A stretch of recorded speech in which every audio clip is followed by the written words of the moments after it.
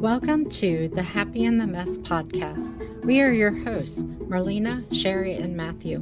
We are therapists and coaches, and we want to share our own stories with you, as well as the wisdom, insights, and tips we've learned along the way.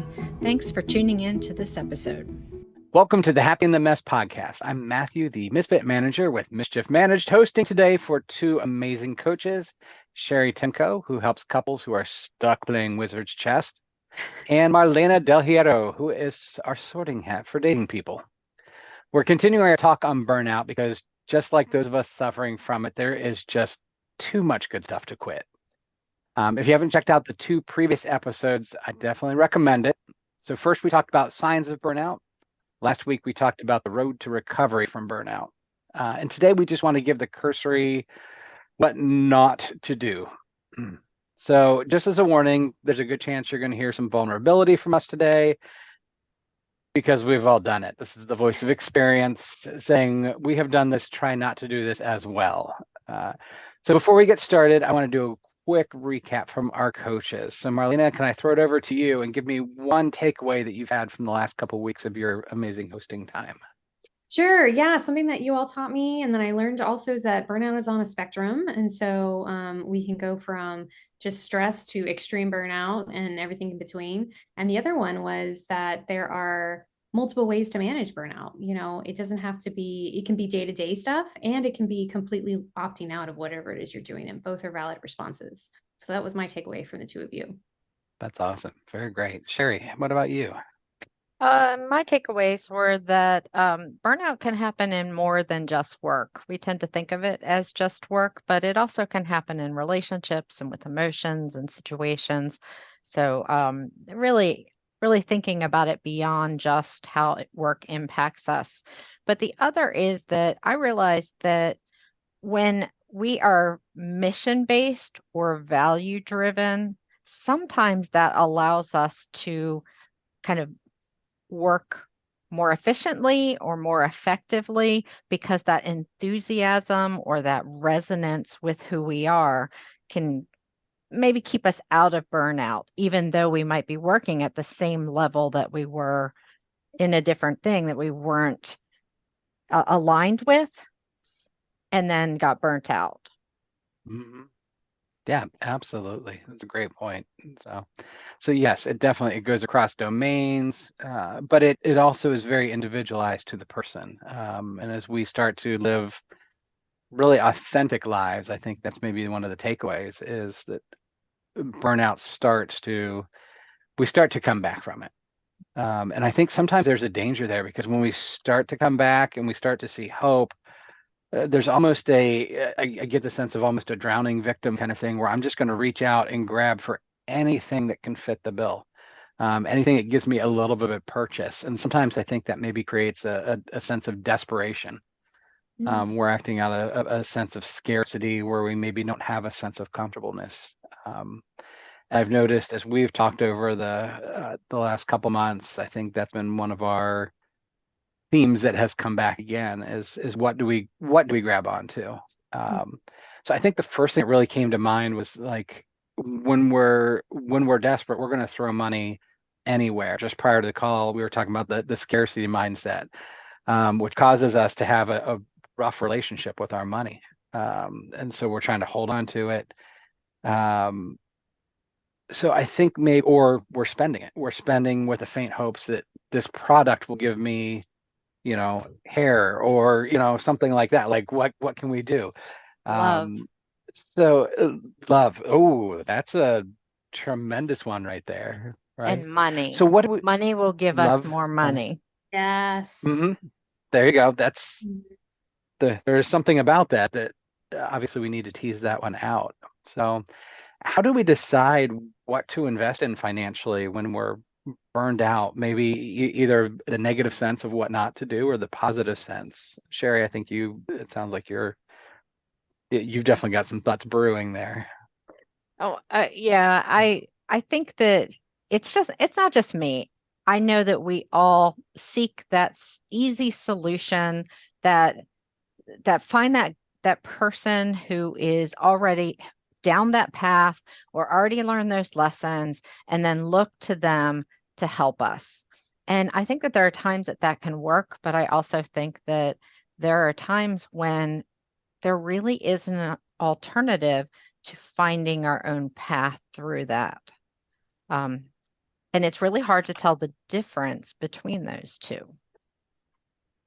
And part of it is Absolutely. because of that desperation you talked about, Matthew. When you're so desperate, you're willing to almost buy anything that's offered that seems to promise you a sense of relief or freedom or more money or whatever, more love, more time. And having made this mistake more than once, I'm realizing that when you buy something that's promising you more of whatever it is you think you're lacking, they don't say is all of the work and toil and turmoil that might be involved in getting there. It's not necessarily, I'm going to buy this thing and I'm going to get this result. Oh no, oh no. That is not how it usually works. But people, I don't want to say they prey on our desperation, but I think that is common in marketing, is to prey on the pain points. And so, I mean, I have been victim of becoming very gullible to buying promises that weren't delivered on. And I realize the irony of us talking about this, as we are coaches and we are therapists and we are marketing. So knowing the difference in those, and then trying to have that sense of integrity in ourselves to provide something that really is actually going to help people get where they need to go. Mm-hmm. Yeah. Mm-hmm. Absolutely. I think maybe one of the things I'm really hearing is there's a one size fits all approach. And there's this idea of, if you do what I do, then you will get my results, out of whatever, again, whatever it is, whatever is being promised. If you buy this product, you will get this. If you buy this time or this direction. And yes, the irony of us being coaches, but I think we have, again, with us having a lot of that same pain point. Maybe there's some wisdom in there, in not taking the one size fits all approach. Well, I'll talk So about this. I'll talk about this yeah, from my coaching experience, because I've been at it for a while now, but this is a new venture for me. And I cannot tell you how many times over the last 2 years someone has said to me, if you try this strategy, this is going to work and it's going to blow up. And really, well, I've tried some of those things.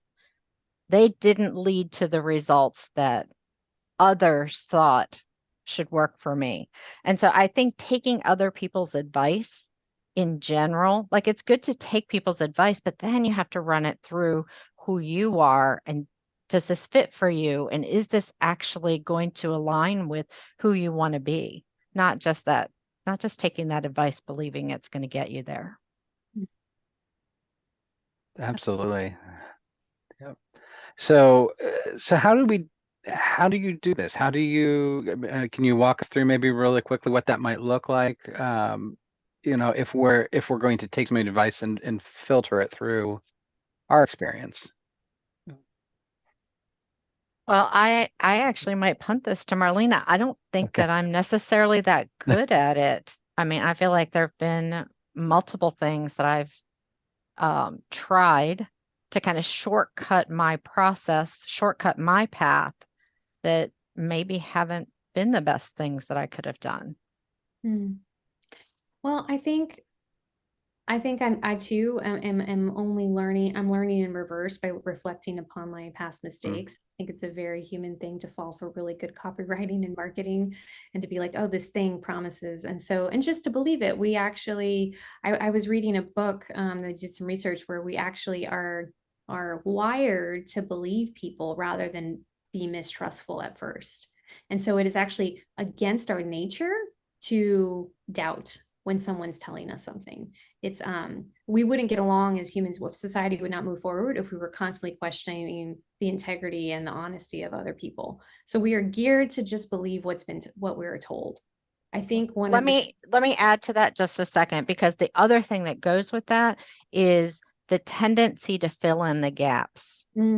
That when we hear a story and there's gaps in it, our brain is really hardwired to figure out what those gaps are. So if someone tells us that something is going to work and then gives us the outcome. We sometimes fill in those steps in between, imagining what goes there. That's a really good point too. We kind of read in what we want to see because we want that thing that the person is telling us is actually true and can happen for us. Like I have totally fallen for that. And I think one of the lessons I can only now learn looking back is not falling for a sense of urgency that when I should and I need to take time to really pause and consider and run it through my intuition and like through my prayer and meditation practices and perhaps even talking to some other people and not fall hook, line, and sinker just because I heard a really great and bottom line. And so taking time, I think was is a lesson I'm taking with me moving forward, taking time before I decide, and also really looking at my resources, knowing that whatever's told to me, I've learned this the hard way.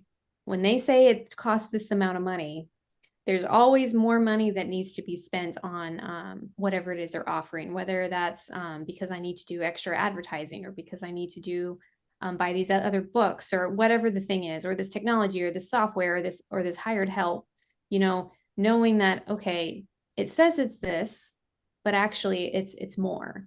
And do I really have the budget for that? And then again, taking time to look at that. So that's a couple lessons I've learned. Absolutely. And it's interesting because in my notes, I had separated time and money conversations, but the more we've talked about it, those things synergized together very well. Because I think one of the things that I have heard really from both of you, and I noted in here, is a lot of these that we do, they promise a shortcut.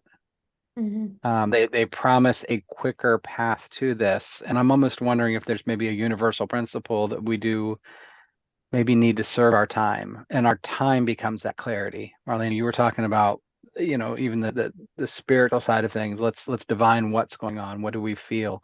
Weighing it out, intellectually as well. Do we have the time? Do we have the budget for this? One of the first things that jumped to mind with this, we early in my practice, somebody was holding a counseling seminar, and it was me now finds that to be quite affordable. Me at the start of my practice, when I didn't have two nickels to rub together, that was way beyond it. And one of the people leading it said, "Hey, that should be a no-brainer. You should be at this thing." And that no-brainer phrase is jammed in my head right now because they were promising this shortcut. They were promising this based off of their needs, not based off of my needs. And I had to really kind of fight that urge to bring it back and kick that shame out, because that's not what I needed at that time. And I think as coaches, we've all been in probably a similar position, and we don't, trying not to do that, of making a no-brainer scenario where we're trying to force something in there. One of the best people that I have worked with over the past few years is someone who I could experience and sample what working with her was like before I actually did it. So I knew that the way she was thinking about things fit the way I was thinking about things. And there was enough congruence in our values and outlook on the world. So that experience, that lesson has stuck with me for a very, very long time. I also want to say, like, going back to the sense of, I love, Sherry, what you said about like working with, with a sample before making a decision, but also anytime I'm feeling a sense of urgency, usually if like no one's on the operating table, it's not urgent. Like true. I mean, usually when I feel an urge to do something, like I need to ride that wave and just wait it out because it's not truly urgent. Marketing creates a false sense of urgency a lot of times in order to propel us to buy when we're feeling the most desperate and the most in pain. Another thing I've become very leery and weary of is when people prey on those who are burned out. So back to this episode, when I'm burned out, usually buying something is not the solution. When I'm burned out, doing more is not the solution. It's doing less, buying less, taking time for reflection and inner soul care and work. And I have now learned that, like, when I'm burned out, I do not need to go rushing off to buy things or take more courses or get more educated, like, or get more training. I don't need that that's actually compounding my burnout. And I'm likely to really crash and burn on that spectrum, right? I'm going to go really extreme, just like what happened to me recently. I was, I added onto my plate, took more training, more coursework when I was already feeling burned out. And then I got COVID and I sprained my ankle. And I just felt like that was just a huge sign from the universe to say, stop, stop. If you think you're going to do anything more when you're not, we're going to make you lie. You're going to be in bed and you're not going to be able to work out because you're not listening. My inner being needed rest. Anyway, I know that's not for everybody, but that's what I've begun to learn. Like when I'm burned out, the solution is not going and chasing more things.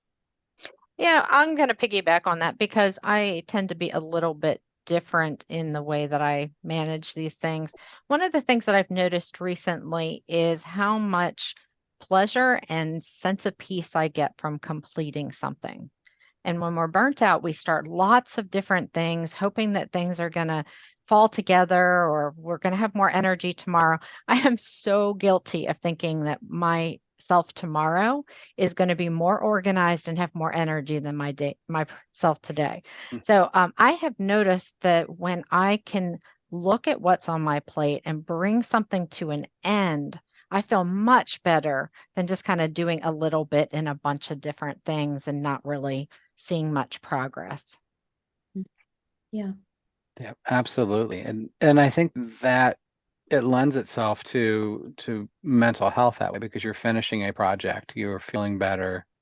I recall a study that was done that there was the intellectual study and then there was the Hollywoodized version, which I actually liked, where they had a bunch of kids come in and play a Dance Revolution kind of game, DDR, where they're tapping their feet to the beat. But the game had been modified, so it was completely random, and half the kids won and half the kids lost. And then they went into another room and they took a test afterwards, and they found that the ones who won the game performed better on the test. And I have to think that that kind of applies here as well. If we can finish a task rather than starting more things, trying to buy into a different program, throwing more time and money at this, and again, synergizing both ideas. If we just get together, finish what we're doing, find the direction of what we're trying to do, then the burnout has a better chance of healing rather than compounding. Mm-hmm. Yeah. So have either of you noticed other things that you've done or some unknown friend that we don't have to know about in here, completely anonymous person? What have they done to try to fix burnout? Maybe it hasn't worked as well. Mm-hmm. Well, I think in general, you can either spend time or money. And if the money is well spent, that can work because maybe like when I'm burnt out, if I can outsource something or I can pass it off to someone who is effectively going to get it done, that can really be helpful. The time aspect is actually settling down, getting the thing done, taking the break, whatever it is that I need to invest that way. And I lost your question. That's other things that don't work. It actually speaks really well, but things that don't work for burnout recovery, Oh, yes. Thank you. So what doesn't work is hustling Mm-hmm. or digging deep. Mm. Now, I was raised to dig deep, so this is always my default. It's like, well, I'm just going to push through a little bit harder. I'm going to dig down deep and find that last bit of energy so that I can reach that finish line, and then it'll be okay. But those don't work very well. No. Try to push through to that. So, and I like that concept of outsourcing, and maybe that's one of those great things, right? It does not work to continue to do everything ourselves. And I think as we start to panic, that's maybe one of those human tendencies that a lot of us have is I need to do more things. Whereas if we can let go and outsource this to, if it's an assistant or a virtual assistant or a friend or whoever it is, whatever, depending on the context, whatever the circle. Yeah. So, I mean, what you're talking to is not asking for help. That doesn't work, you know? oof. Yeah. Hmm. Yeah. I think if you can afford it and to be in your zone of genius, I like that whole concept from the Big Leap book. You know, we have our zone of genius and we also have a zone of competency. And zone of competency is something we can do really well. We just don't enjoy it and it drains us. And that could be contributing to the burnout. So just because I can do it doesn't mean that I necessarily should. And so, you know, not believing that, well, this isn't going to be successful, I won't be as proud, or whatever it is, or this won't be an achievement if I don't do every single little bit of this project by myself. It's very American and very capitalistic to think that I should do it all. And like, not many great projects or successes were done by solo. Like Hmm. that's a myth. We all need Hmm. help, even if it's just like, hey, honey, will you make the dinner because I'm still on this project? You know, they have a part to play in helping us get to our goal as well. I think we have been talking about outsourcing or asking for help in terms of money, but I also recognize that there's a lot of ways that you can ask for help that don't require you to have funds. I Mhm. think about what we're doing. We're Mhm. just three coaches. We came together and we are helping each other build our businesses. But there's lots of other ways you can find that sort of like trade off. Maybe I'm really good at something, you're really good at something, let's trade. And that way, neither one of us are struggling. Oh, I love that. Yeah, I love that. absolutely. The community garden idea. One person can grow potatoes, one person can grow carrots, and come together and we'll make a pretty great stew afterwards. But we do have to ask for help. And I think going back to Marlena, that idea of we have to do this all ourselves. There's this superhero mentality almost of I need to do everything. Um, Mhm. it came to mind talking with our wonderful video editor, who was also my son. He recorded this video game and literally about an hour worth of information. He's trying to split this down and edit it for YouTube and be like these other people that he sees on YouTube. Um, and he's recognized how much work goes into this.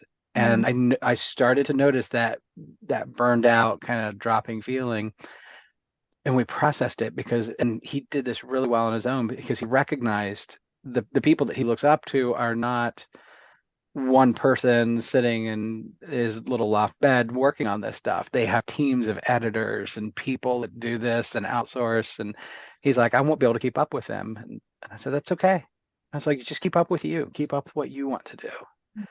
Mhm. So I think there's some of that, right? And our whole culture has that mode, right? Where somebody's a face or a figure, and we want to be like that person. So we try to do all the things, Mhm. not realizing that they have all of these other bits and pieces out there. Yeah, which speaks to the So, whole what doesn't work is comparing yourself to others because you have mhm. no idea what's going Yep. on for other people and their circumstances that allow them to do what they're doing. Um, Mhm. so yeah, comparison is definitely contributes to a feeling of burnout. Yeah. So those unspoken things, comparison, I do it myself, our glorious inner 3-year-old attitude that's there. Mhm. Um, I trying should. shoulds, oof, right? Can you speak to that real quick, Sherry? Is that like Yeah, let's I think there's so much pressure on us that we are supposed to live a certain way in life. And mhm, there's a lot that reinforces that, a lot of media, um, messages in even in our values. I think about the things that we believe, how that pushes us to live a certain way. And I think that can sometimes help us, but a lot of times that's pressure to conform to something that is not really congruent with us. So being able to step away from that and say, yes, I can take this piece of it, but this bigger picture of how I'm supposed to be and how I'm supposed to live, it doesn't fit me. Mhm. that's really great. Yeah. I think a lot of times when we hear the should, just that real simple question of why or who told you that, Mhm. who's telling you that you should, and look at that authority. Um, a lot of times when I look at marketing, it's they'll tell you follow the money. Somebody's going to tell you you should buy this product. Well, that person is directly benefiting. if I Mhm. do that, right? They don't have my interest in mind because they want what they want. Mm. If somebody's telling me I should, look at standards, beauty standards, look at, whatever else it is. So I think that was a great question or a great catch on that one, Sherry. It's bringing up what happens when we have that inner should, Mhm. and we need to stop shoulding on ourselves, right? Should, SHOULD, for those of you who are worrying about the censor button here. So. I think the other thing that I really, as we've been talking about this, one of those things that has come up for me, and if you don't mind me jumping in here, is this concept of neurodivergent burnout. Because I see it plays a little bit differently for those who are wired a little bit different way. And it comes to that should, because that should says, I should act this particular way. And the more we push, the more we double down into it, the more we burn out. We get overwhelmed. Neurodivergence, we struggle a lot with sensory issues. And anything that we add to that just brings up those sensory issues. A lot of times, even just like, do we want to take care of our meals? We should be eating better, right? Well, I should be making this whole course, whatever appropriate meal. But right now I'm so burned out, I can't even process a recipe. So I need help. I need, something easier to go to. I have for me, I have little stacks of nutrition bars that are my go-tos when everything's flooded, because I'm like, all right, I just need the calories, appropriate calories in me. So I think even for those who are listening, who follow in that neurodivergent scale, being really tuned into yourself, what should we be doing? And not trying to force ourselves to be like everybody else. Mm. So, I'm going to piggyback on that about relationships. I was thinking about relationship burnout. And I think one of the things that I notice is that people keep trying the same strategies again and again. They'll say, I'll try harder at my marriage, or I'll try harder to be this way for you, be there for you this way. And it often is the same tired strategies that got you where you are right now. Mm. And so being able to recognize what is your pattern that isn't working versus where are some new ideas, where some new skills that might help break through whatever that wall is, whether that's in a relationship or in a job or in your finances, but wherever it is that you're burnout. Mm. I really like that, Sherry, because I can relate that too to the dating world. Like when I have clients who keep trying, for example, online dating and keep running into the same patterns over and over, and then they get burned out of it and they want off of the apps. And it's like, yeah, if you don't come at it with a different mentality or a different strategy, you are going to keep getting the same results. And sometimes just taking a break from the apps altogether, like, can be helpful. And it's so true, because it's not necessarily like a personal defect if you're feeling burned out. I mean, it's not a personal defect. And I think that can contribute to burnout. It just piles on if you start to think of it. There's something I'm probably doing wrong. And I don't really like that mindset. I tend to think that burnout is more systemic in general.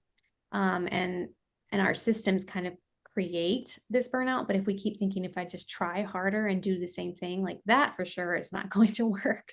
And I fall prey to that too. I just want to say I've burned out on dating apps before because I was doing the same strategy, like being on them too long and not having good boundaries, and not screening out really carefully, not being super discerning. And this applies to all kinds of areas in life, right? But yeah, I just want to throw that in there. I see that a lot too. yeah, absolutely. And you hit on one thing in there, Marlena, of just because when we're burned out, we try to double down, we try to do these things. And even today we've talked a little bit about like things to not do. But as well, we keep framing of like, here are all these other little things instead. And I think maybe the one thing that we've overlooked is that ability to give up temporarily. Mm-hmm. Not permanently, because if this is something important, it will come back. I think the universe will bring us back to it. It has a great way of reminding us not to not to stray from our path too long. But I think maybe that, and we were talking about this just before as well, but maybe that ability just to stop what we're doing and either redirect or reframe. Marlene, what were you? I know you were saying something on that. I don't recall. Okay. The moment passed. I think it was, no, it's all right. And I believe it was in the sense of, I know I had shared with you when I hit my, going from other employment into counseling, and I was just super burned out, was having issues. And so my family jumped off, went to Florida for 6 months. Worked, I wasn't like living off a beach or anything really awesome like that, although it was close enough that it was a lot of fun. But I took about 6 months to reheal, and I did marketing work. I did photography stuff just to keep going before I was able to get back in and start counseling again. So I love that. Yeah, I remember now, Matthew. Yeah, we're just reframing sort of how you approach it or how you think about it, and not blaming yourself for it. If it's a lot of things are beyond your control. I mean, you can't just ask yourself, if you're going 180 miles an hour in one direction, you can't expect that suddenly you're going to turn that train around and go 180 miles an hour in the other direction. What you can hope for is to slow the train down long enough for it to finally stop and then start gaining momentum in the opposite direction. So it's unrealistic to think that like you're going to go from burnout to joyful tomorrow, or from even burnout to fully relaxed. Like that's just not going to happen. But you can start to slow it down by, well, for me, it's scaling back on what I'm doing. And I like the temporarily giving up. Can I just stop pressing on the gas? Can I just let it go? Let it peter out, And I like this whole idea of I don't want to say giving up. I think sometimes the giving up might just be taking a break so you can come back at it. Like I knew this one therapist who told me he took off 2 years to go build fences and paint them. And he's like, I just wanted to see a completed project, like, and work with my hands. And he's like, and then I jumped back in the field and it was fine. Like sometimes the break gets us there faster and makes us more efficient rather than thinking of the break as a failure. All right. So because I work with relationships, I have to jump in here. Taking a break when you're in a relationship, particularly a marriage or long-term relationship, taking a break doesn't mean let's separate and get away from each other. It may mean let's do something different apart for a couple of hours, but it doesn't mean let's separate and give each other a break. It may mean turning to a different problem. I was working with a couple around affection, and we'd spent a few weeks on it, and we really were just kind of hitting a wall with them.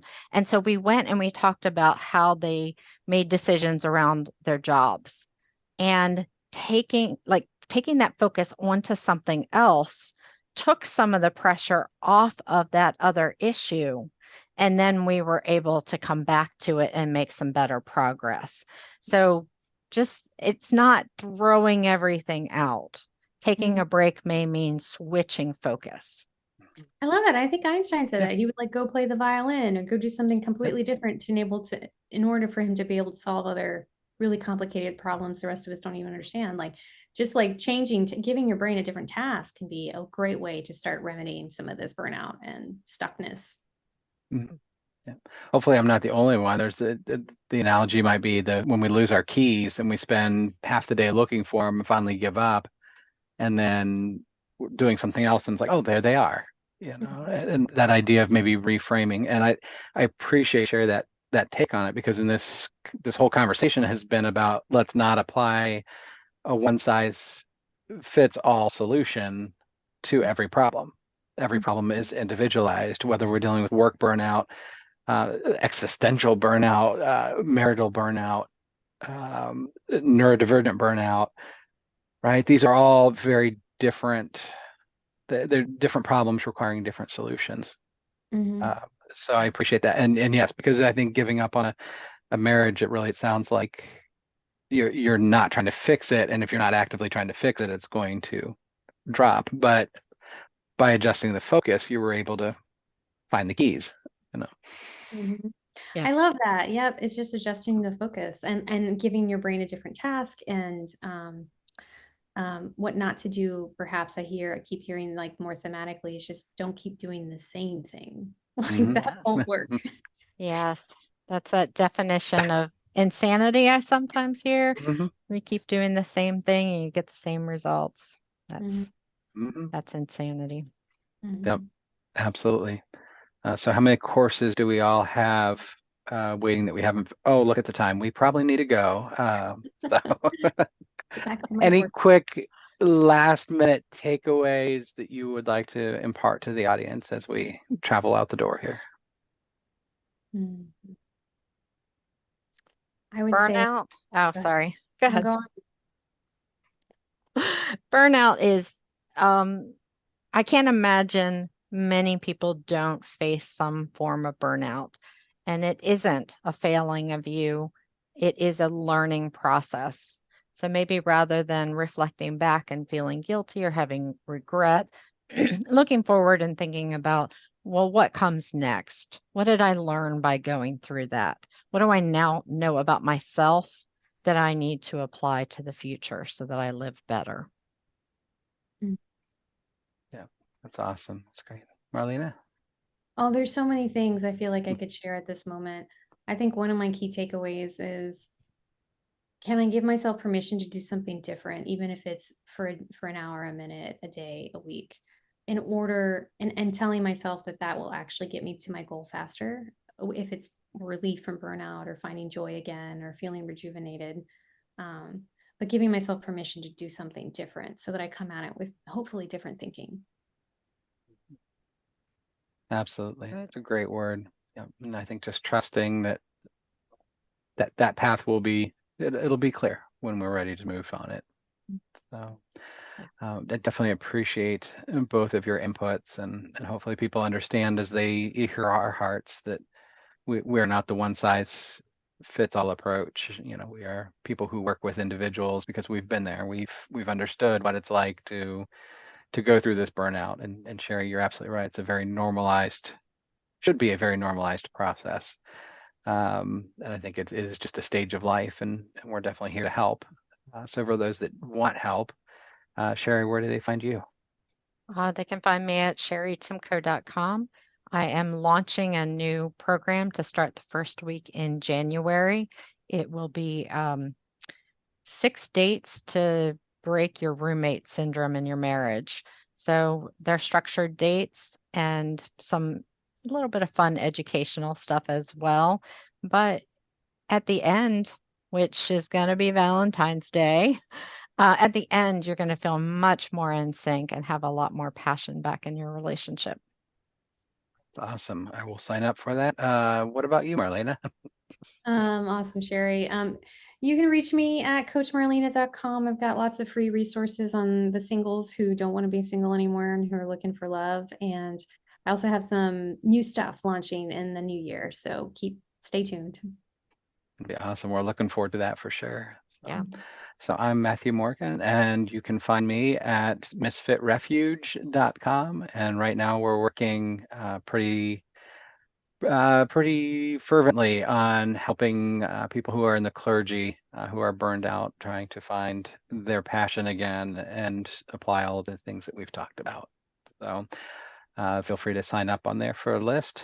So I appreciate both of you as always. You have just immeasurable wisdom, and it's always a pleasure getting to talk to both of you.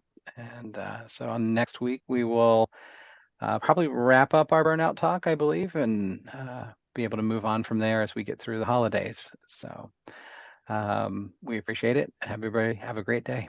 Thanks a lot.